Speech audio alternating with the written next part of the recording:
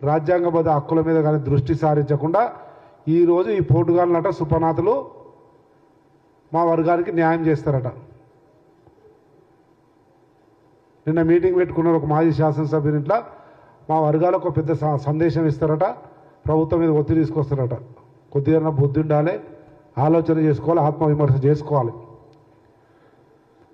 అదే 10 సంవత్సరాలు అధికారంలో ఉన్నప్పుడు నేనే శాసనసభలో ఈ అంశం మీద అఖిలపక్షాన్ని ఢిల్లీకి తీసుకుపోవాలి కదా, కేంద్రం మీద ఒత్తిడి తీసుకోవాలి కదా, ఉషా మేరా కమిషన్ రిపోర్టును క్యాబినెట్లో ఆమోదపరిచే విధంగా రాష్ట్రం తరఫున ఒక డెలిగేషన్ పోదామంటే శాసనసభలో గట్టిగా ప్రశ్నిస్తే ఆ రోజు నా గొంతుకు అండగా నిలబడినటువంటి ఆనాటి శాసనసభ్యుడు రేవంత్ రెడ్డి గారు నేను ఇద్దరిని 3 రోజులు శాసనసభ నుంచి గెంటేయడం జరిగింది. అది మాదిగల మీద, వర్గీకరణ మీద, ఆయా వర్గాల సంక్షేమం మీద బీఆర్ఎస్ ప్రభుత్వానికి ఉన్నటువంటి చిత్తశుద్ధి ఆ 10 సంవత్సరాల్లో. అది ఈరోజు మళ్ళేదో దులుపుకొని సుపనాథుల్లోకి వచ్చి మాట్లాడితే పద్ధతి కాదు. కొద్దిగానే ఇంకిత జ్ఞానం ఉండాలని తెలియజేస్తా ఉన్నాం. ఇకపోతే ఈ 2-3 రోజులనే రేపు 7వ తేదీ ఎంఆర్పిఎస్ ఆధ్వర్యంలో అన్న మందకృష్ణ గారు ఏదైతే కార్యక్రమం 1,00,000 డప్పులు 1000 గొంతుకల పేరు మీద చేపడతా ఉన్నారో దాని సందర్భంలో కూడా మాట్లాడుతూ కృష్ణన్న గారు రేవంత్ రెడ్డి గారు చాలా గట్టిగా ఉండ్రి, కానీ ఏదో సంశయమో ఆందోళనో అటో ఇటో ఏదో అవుతుంది అన్నటువంటి అనుమానాన్ని వ్యక్తం చేసిన విషయాన్ని కూడా గుర్తు చేస్తూ, ఎందుకంటే తెలంగాణ రాష్ట్రంలో అత్యధిక జనాభా ఉన్నటువంటి మాదిగలు,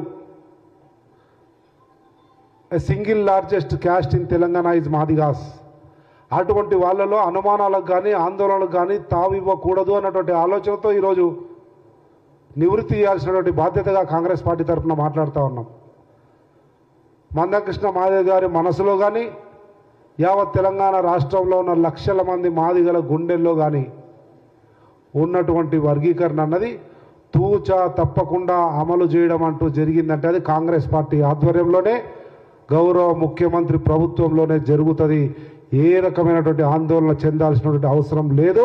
తెలంగాణ రాష్ట్రంలో ఉన్న ప్రతి మాదిగా గుండె మీద చేసుకొని నిబ్బరంగా ఉండండి. ఇంతకుముందు నేను చెప్పినట్లు ఆ రోజు శాసనసభ్యులుగా ఉన్నప్పుడే వర్గీకరణకు అనుగుణంగా శాసనసభలో గొంతెత్తిండు. అనేక సందర్భాల్లో ఎంఆర్పిఎస్ దండోరా ఉద్యమానికి అన్ని రకాలుగా అండగా నిలబడ్డాడు రేవంత్ రెడ్డి గారు. ఈరోజు అదృష్టవశాత్తు ముఖ్యమంత్రి అయిండు. ముఖ్యమంత్రి అయిన తర్వాత ఈ 10 సంవత్సరాల్లో ఇటు బీఆర్ఎస్ కానీ అటు భారతీయ జనతా పార్టీ కానీ కేంద్రంలో రాష్ట్రంలో ఉండి ఏమాత్రం వర్గీకరణను పట్టించుకునే పరిస్థితులలో సుప్రీంకోర్టు తలుపు తట్టి మందకృష్ణ గారు కానీ అనేక సంఘాలు తలుపు తట్టిన క్రమంలో ఇక్కడ మాదిగల పక్షపాతిగా ముఖ్యమంత్రి అయినటువంటి రేవంత్ రెడ్డి గారు ప్రభుత్వం తరపుననే సుప్రీంకోర్టులో ఇంప్లీడ్ అయ్యి ప్రభుత్వం తరపున వాదనలు వినిపించి సుప్రీంకోర్టులో మాదిగలకు అనుకూలంగా తీర్పు వచ్చే విధంగా ప్రభుత్వం తరపునే ఇంప్లీడ్ అయ్యి ముందుకు పోయినటువంటి ఏకైక ముఖ్యమంత్రి భారతదేశంలో రేవంత్ రెడ్డి గారు. అటువంటి రేవంత్ రెడ్డి గారి సమక్షంలోనే వర్గీకరణ జరగబోతా ఉంది. ఏమాత్రం ఆందోళన చెందకండి.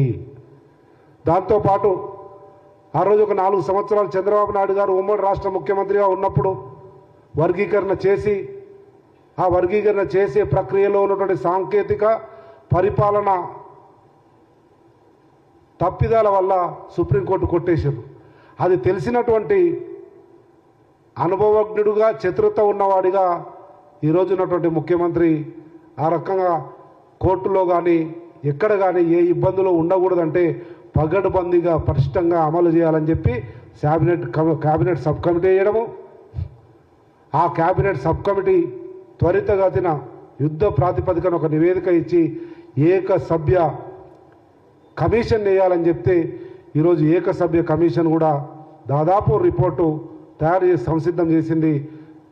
వారం 10 రోజులనే ఆ కమిషన్ రిపోర్ట్ వచ్చిన తర్వాత ఇమ్మీడియట్గా ప్రభుత్వము గౌరవ ముఖ్యమంత్రి గారు క్యాబినెట్ కూడా నిర్ణయం తీసుకొని తెలంగాణ రాష్ట్రంలో చారిత్రాత్మకమైనటువంటి ఎస్సీ వర్గీకరణ అన్నది జరగబోతా ఉంది.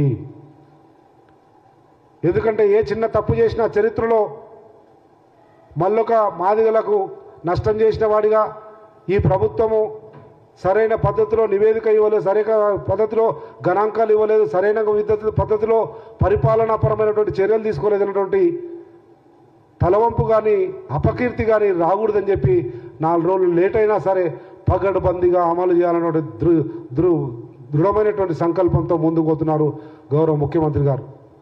భారతదేశంలో 29 రాష్ట్రాల్లో ఏ ముఖ్యమంత్రి స్పందించలే. ఒక్క తెలంగాణ రాష్ట్ర ముఖ్యమంత్రి రేవంత్ రెడ్డి గారు మాత్రమే సుప్రీంకోర్టు తీర్పు వచ్చిన క్షణాల్లోపలనే శాసనసభ సాక్షిగా ఆయా వర్గాలకు అండగా నిలబడి గుండె నిబ్బరినిచ్చే విధంగా ప్రభుత్వం తరపున వారు ఇచ్చినటువంటి హామీ యావత్ తెలంగాణ సమాజంలోని మాదిగల గుండె నిబ్బరతను పెంచింది, నమ్మకాన్ని విశ్వాసాన్ని పెంచింది ముఖ్యమంత్రి మీద. అందుకే పగడ్బందీగా పోవాలంటే గణాంకాలు కావాలి, క్షేత్రస్థాయిలో ఉన్నటువంటి సామాజిక ఆర్థిక పరిస్థితులను మేళవించుకొని సమ్మిళితంగా ఓ కేటగిరైజేషన్ చేయాలన్నటువంటి ఆలోచనతో ఏకసభ్య కమిషన్ రిపోర్ట్ కొరకు వెయిట్ చేస్తూ ఉన్నాం. కనుక అంతకుమించి ప్రభుత్వము గౌరవ ముఖ్యమంత్రి రేవంత్ రెడ్డి గారు చిత్తశుద్ధితో ఉన్నారు. చారిత్రాత్మకమైనటువంటి వర్గీకరణ తెలంగాణ రాష్ట్రంలో కాంగ్రెస్ పార్టీ ఆధ్వర్యంలో గౌరవ ముఖ్యమంత్రి రేవంత్ రెడ్డి నాయకత్వంలో జరగబోతూ ఉంది. ఎటువంటి ప్రకటనలకు కానీ ఇటువంటి చీచీ మాటలకు కానీ ఎవరు కూడా ఆందోళన చెందకండి. తెలంగాణ రాష్ట్రంలో అత్యధిక జనాభా కలిగిన మాదిగలను తెలియజేస్తూ ఒక్క మాటలో చెప్పాలంటే తరతరాలుగా అనేక రకాల అవమానాలకు అసమానతలకు ఎదురొడ్డి ఇప్పటి కూడా ఆశతో ఎదురు చూస్తున్న మాదిగల తలరాతలు మార్చబోయేది గౌరవ ముఖ్యమంత్రి రేవంత్ రెడ్డి మాత్రమే అన్న విషయాన్ని గుర్తు చేస్తూ ఉన్నాం. ఎవరు కూడా చిలువలు పలువలు చేయకండి, ధైర్యంగా ఉండండి, నిబ్బరంగా ఉండండి అని చెప్తా ఉన్నాం. థ్యాంక్ యూ, నమస్తే.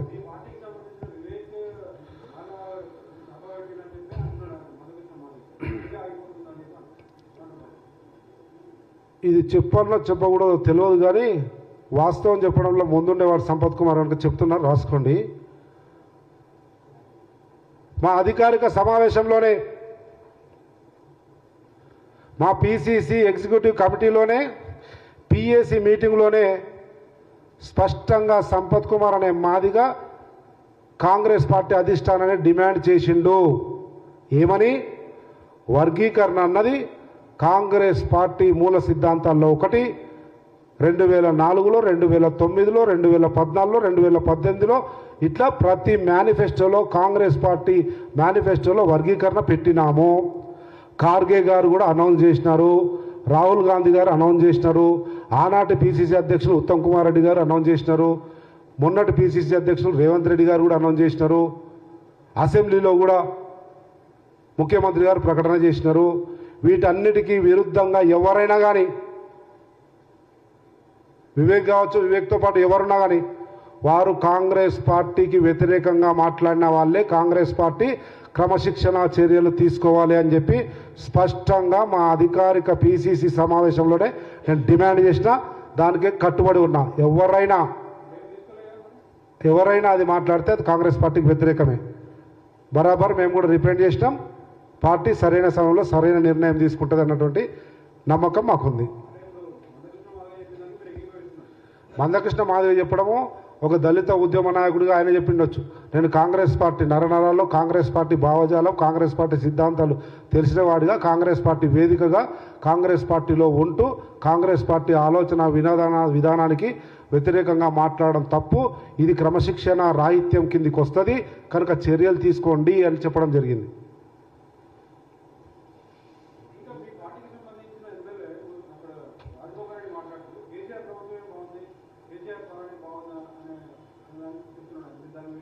పరిగమాల కేసీఆర్ యాడ కనబడుతున్న లేడు. ఆ కేసీఆర్ గురించి ఎందుకు? లక్షల మంది గుండె చప్పుడుకు సంబంధించినటువంటి వర్గీకరణ అంశం మాట్లాడుతున్నాడు. ఆ పనికి మళ్ళీ 10 ఏళ్ల పాలన పోయినది, దాని గురించి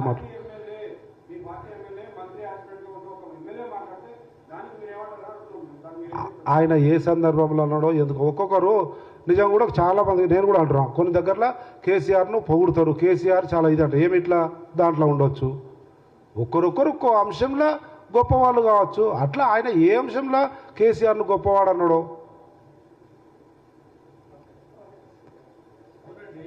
పార్లమెంట్ సభ్యులు కూడా ఆయన కూడా ఒక అధికార ప్రతినిధి ఇంకొక ఎమ్మెల్యే కూడా వర్గీకరణ ఇచ్చిన పరిస్థితుల్లో ఇదిగా ఉండదని పార్టీ ఆదేశాలను ధిక్కరిస్తున్నట్టు మాట్లాడుతున్నారు. ఎస్, అందుకే చెప్తున్నదా, గాంధీ భవన్ సాక్షిగా చెప్తా ఉన్న వర్గీకరణను కాంగ్రెస్ పార్టీలో ఉండి ఎవరైనా వ్యతిరేకిస్తున్నారు బహిరంగంగా అంటే అది కాంగ్రెస్ పార్టీ క్రమశిక్షణ రాహిత్యం కిందికి వస్తుంది, దయచేసి చర్య తీసుకోండి అని చెప్పి గౌరవ పిసిసి అధ్యక్షులు మహేష్ కుమార్ గౌడ్ గారిని వేదిక మీదే డిమాండ్ చేసినాను, ఇప్పుడు డిమాండ్ చేస్తున్నాం. Okay, thank you.